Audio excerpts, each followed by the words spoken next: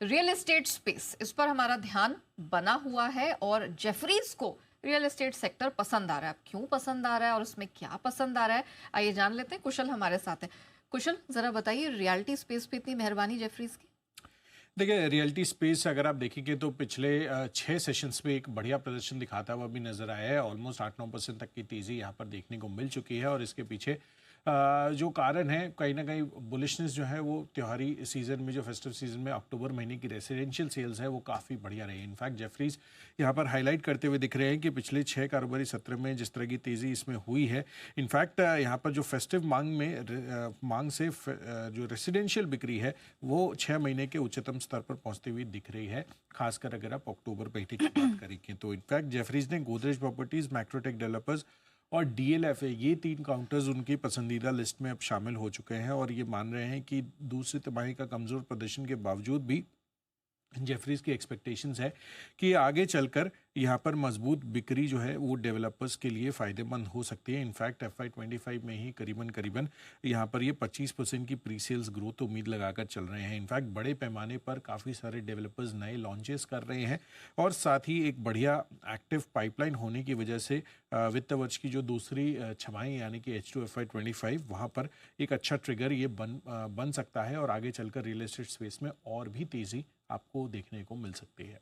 Okay, तो reality space, जैसे कि हम बात भी कर रहे थे, अच्छा खासा बज़ है और यहाँ पे काफ़ी सारे नाम हैं जिस पर चर्चा भी हुई। मैक्रोटेक डेवलपर्स का जिक्र अभी कुणाल जी ने अपनी 10 की कमाई के स्टॉक में हुआ। इनफैक्ट क्विकली जैन साहब, मैं आपसे जानना चाहूँगी क्योंकि कई बार आप बहुत रियलिटी स्पेस के नाम हैं जिन पर चर्चा करते हैं और सजेस्ट भी करते हैं। इस समय ये जो रिपोर्ट आई है इसके मद्देनज़र आपको कोई ऐसे नाम है जो स्पेसिफिकली पसंद आ रहे हों? नहीं, बिल्कुल। देखिए, रियल एस्टेट स्पेस पे काफी बुलिश था और काफी सारे स्टॉक्स ऑलरेडी बहुत बढ़िया कर रहे हैं। और ये जो बॉम्बे बेस्ड और बैंगलोर बेस्ड जो भी रियलिटी प्लेस थे वो तो पहले से ही बहुत बढ़िया कर रहे थे। और अब दिल्ली बेस्ड में भी देखिए आप, DLF is doing well.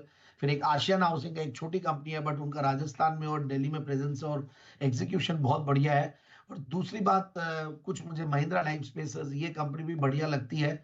So one after the another, क्योंकि जिस तरीके से अब सारे जब एसेट्स की रीप्राइसिंग होती है तो रियल एस्टेट की भी अच्छी खासी रीप्राइसिंग होती है। और ये कोरोना के बाद का एक मेजर इम्पैक्ट देखा है हमने। और ये स्पेस में इनफैक्ट पिछले 1.5-2 सालों से, अगर ओवरऑल भी मैं अगर चैनल चेक से बात करूं, तो रियल एस्टेट स्पेस में बहुत बढ़िया तेजी है। और ये स्टार्ट हुआ था बॉम्बे से, जब स्टैम्प ड्यूटी गिराई गई थी और एक पर्टिकुलर जो रजिस्ट्रेशंस आए थे, उसके बाद से हर जगह अच्छी खासी डेवलपमेंट दिख रहा हमें। और प्लस इंडस्ट्रियल पार्क्स बनना, वेयर हाउसिंग बनना, लॉजिस्टिक्स के ऊपर, तो ये जो हाईवेज की जो लैंड होती है वहां पे भी अच्छी खासी डिमांड आ रही है।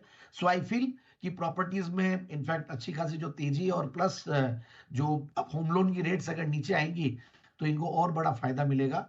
सो ओवरऑल बिल्कुल बने रहना चाहिए। और मुझे ऐसा लगता है, जो भी मैक्रोटेक डेवलपर का भी कुणाल जी ने जिक्र किया, गोदरेज प्रॉपर्टीज भी ठीक लग रहा है। फिर प्रेस्टीज एस्टेट, मुझे अगर बैंगलोर बेस्ड कंपनीज में देखे तो वो बढ़िया लग रहा है। बट ये सबको अब थोड़ा सा बाय ऑन डिप्स की रणनीति भी साथ में अपनाए, क्योंकि मार्केट्स ऊपर के लेवल्स में थोड़ा सा प्रॉफिट बुकिंग देखेगा तो सारे स्टॉक्स नीचे आते हैं। आज भी हमने देखा, क्योंकि अगर टेक्निकली मैं बात करूं तो ये 24,400-500 एक अच्छा खासा रेजिस्टेंस है, जहां पे इतनी बड़ी एक ऊपर से नीचे से रैली आती है तो प्रॉफिट बुकिंग होगी तो सारी चीजें नीचे आएगी। बट डीएलएफ पे विशेष ध्यान रखना चाहिए। मुझे ऐसा लगता है ये स्टॉक अच्छा खासा पिटाई खाया अभी, तो यहाँ पे अच्छी तेजी आ सकती है। हम्म, ठीक है। तो ये है नजरिया रियल एस्टेट स्टॉक्स पर और मैक्रोटेक, डीएलएफ जैसे स्टॉक्स पर आप नजर रख सकते हैं। चलिए, अब वक्त है